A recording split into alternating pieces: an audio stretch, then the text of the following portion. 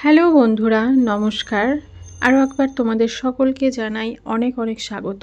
তো চলো আজকে এই সুন্দর পিঠের ডিজাইনটি কিভাবে একদম কাটিং থেকে শুরু করে পিঠটা আমি তৈরি করেছি সেটাই তোমাদের সাথে শেয়ার করব। তো এখানে প্রথমে তো আমি লাইনিংটাকে কেটে নেব, সেই লাইনিংয়ের মাপ অনুযায়ী কিন্তু তারপরে ব্লাউজটাকে কাটবো। তো প্রথমত আমি দু ভাঁজ করে নিলাম, আর খোলা সাইডটা আমার অপর সাইডে রয়েছে। বন্ধ দিকটা থেকে কাটিংটা শুরু করব। প্রথমে নিয়ে নেব ঝুল। ঝুল যা থাকবে তার সাথে 1 ইঞ্চি যোগ করে 15 ইঞ্চি নিয়ে নিলাম।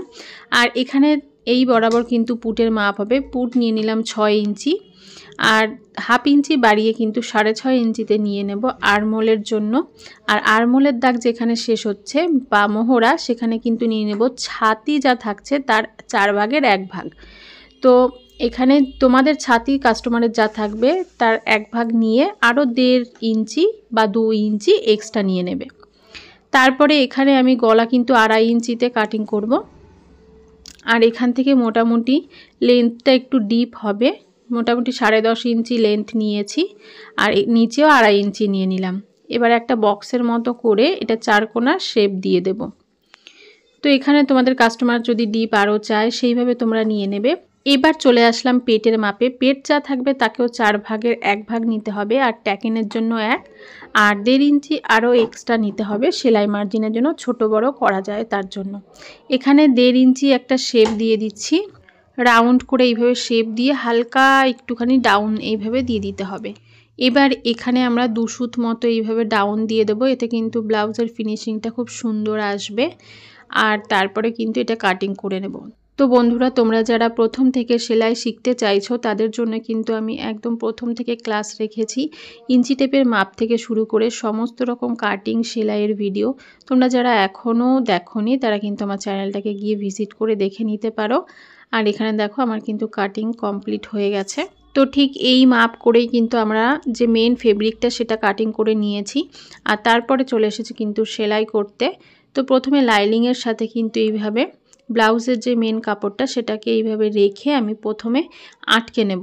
পুরো একদম যেভাবে আমি চৌকা গলা কাটিং করেছি ঠিক সেইভাবে একদম এটাকে লাইনিংটাকে সুন্দর করে এর উপরে সেট করে নেব, একদম 4 দিক দিয়ে। তারপরে এই কাপড়টাকে লাগিয়ে নেব। তো এখানে কিছু এরকম ব্লাউজ কাটিংয়ের পরে এক্সট্রা কাপড় ছিল, যেটাকে দিয়ে আমি কিন্তু এরকম মোটামুটি 1 ইঞ্চি মাপের এরকম করে কেটে নিয়েছি। আর সেটাকে 2 ভাঁজ করে কিন্তু আমি এখানে একদম যতটুকু সরু করা যায় সেরকম সরু করেই কিন্তু আমি সেলাই করে এক্সট্রা যে কাপড়টা সেটাকে কিন্তু কেটে ফেলে দিচ্ছি। আর তারপরে এটাকে একটা এরকম স্পোকের সাহায্যে, মানে সাইকেলের স্পোকের সাহায্যে আমি এইভাবে উল্টে সোজা যেভাবে তোমরা ফিতে তৈরি করো সেইভাবে এরকম করে দড়ি করে নিচ্ছি। তো দেখো এরকম করে দড়িগুলো করে নেওয়ার পরে এটাকে ঠিক এরকমভাবে আমি ছোট ছোট অংশে কেটে নেব। তো দেখো সবগুলো এই একই মাপে কিন্তু কেটে নিতে হবে। আর কেটে নেওয়ার পরে কিন্তু এই যে আমার কাপড়টা রয়েছে, মানে ব্লাউজের যে কাপড়টা, 1.5 ইঞ্চি মতো মার্কিং করে কিন্তু আমি এখানে পয়েন্ট করছি।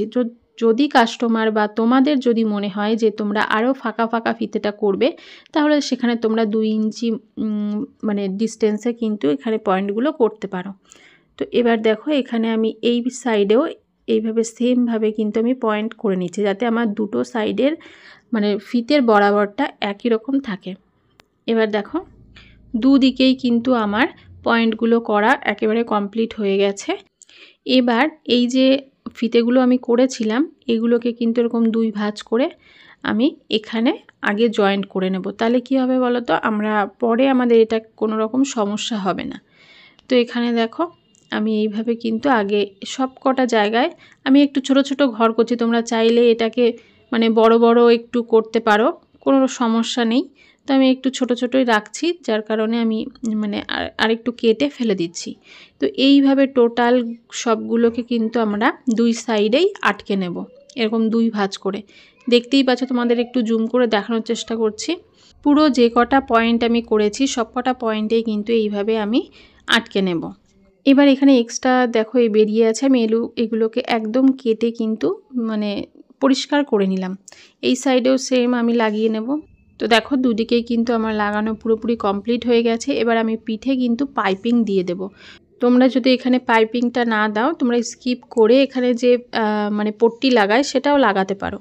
তো এখানে কিন্তু আমি পাইপিং দিয়ে এটাকে আরেকটু বেশি মানে শোটা বা গর্জেসটা করব, যার কারণে পাইপিংয়ের গা বেয়ে একদম মানে যে দড়ি টাইপের দেখতে পাচ্ছ তার পাশ দিয়েই কিন্তু আমি সুইটাকে চালিয়ে নিয়ে যাচ্ছি। মানে সুতোটার ওপরে আমি সুইটা ওঠাবো না, এটা করার সময় একটু আস্তে আস্তে করতে হবে, না হলে কিন্তু ওই সুতোর মানে যে দড়ি টাইপের যেটা রয়েছে সেটার ওপরে উঠে গেলে এটা কিন্তু ঠিকঠাক হবে না। আমি কিন্তু এখানে কোনো চাপ পাল্টাইনি, এটা তোমরা দেখতেই পাচ্ছ। ঠিক যেরকম আমি শেপ চৌকা শেপ, তো সেইভাবে কিন্তু কোনাটা যখন আসছে কোনাটা আমি একটুখানি এক্সট্রা একটু ঠেলে দিচ্ছি পাইপিংটাকে, যাতে কোনাটা যখন ভাঁজ হবে কোনো রকম টান যেন না খায়। এবার দেখো একদম এই পাশ দিয়ে কিন্তু আমি সেলাই করে বেরিয়ে আসছি।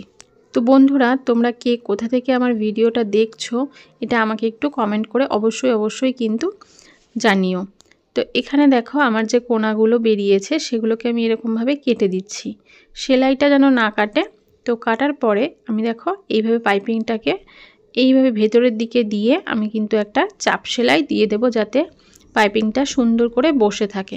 সেলাইটা করার সময় অবশ্যই কিন্তু আস্তে আস্তে তোমাদের করতে হবে, খুব দূর দিয়েও না খুব কাছ দিয়েও না। দেখতে পাচ্ছ আমি কিন্তু একটা দাঁত যে বরাবর যাচ্ছে সেই বরাবরই কিন্তু আমি সেলাইটা করছি। এবার কোনা আসলে ঠিক কোনাটাকে ঘুরিয়ে নিয়ে কিন্তু আমি এইভাবে সেলাইটা করে নিচ্ছি। তো বন্ধুরা, এই অবধি যদি তোমাদের কোথাও কোনো রকম বুঝতে অসুবিধে হয় তোমরা অবশ্যই আমাকে কমেন্ট বক্সে জানিও।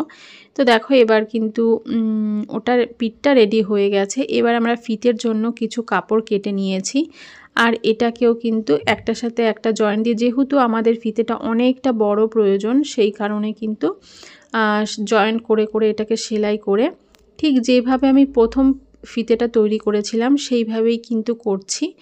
তো যেহেতু ফিতেটা একটু বড় হচ্ছে, করতে হয়তো একটু সমস্যা তোমাদের হতে পারে, কিন্তু তোমরা রেডিমেড যে ফিতেটা ইউজ করো বা বিক্রি হয় সেটা কিন্তু তোমরা এখানে ইউজ করতে পারো।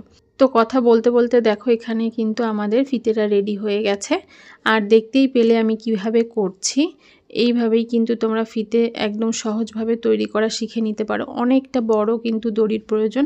এখানে ছোট সেফটি পিন নেবে, আমার কাছে যেহেতু ছিল না সেই জন্য আমি বড় সেফটি পিন দিয়ে আমার একটু অসুবিধে হচ্ছিল।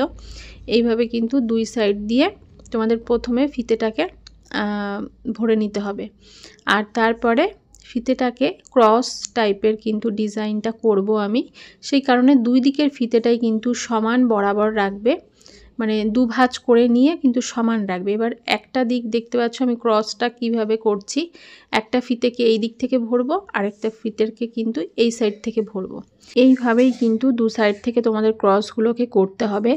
একবার এই সাইড থেকে নিয়ে এইভাবে আমি যেভাবে তোমাদের ভিডিওতে দেখাচ্ছি সেইভাবেই কিন্তু তোমাদেরকে করতে হবে। তো আমি এখানে পুরোটা এইভাবে কমপ্লিট করার পরে কিন্তু ফিতের দুটো ফুল বানিয়েছিলাম, যেটা ফিতের আরও ফুলের ভিডিও অলরেডি আমি দিয়ে দিয়েছি, তোমরা চাইলে দেখে নিতে পারো। তো এখানে দেখো পুরোটা কমপ্লিট হয়ে গেছে, আর ফিতের ফুলটা কিন্তু আমি আলাদা করে আর দেখালাম না। তো এখানে চাইলে তোমরা লটকানো ইউজ করতে পারো। তো পুরো ভিডিওটা তোমাদের কেমন লাগলো অবশ্যই জানিও। ভালো লেগে থাকলে একটা লাইক কমেন্ট সাবস্ক্রাইব করে পাশে থেকো।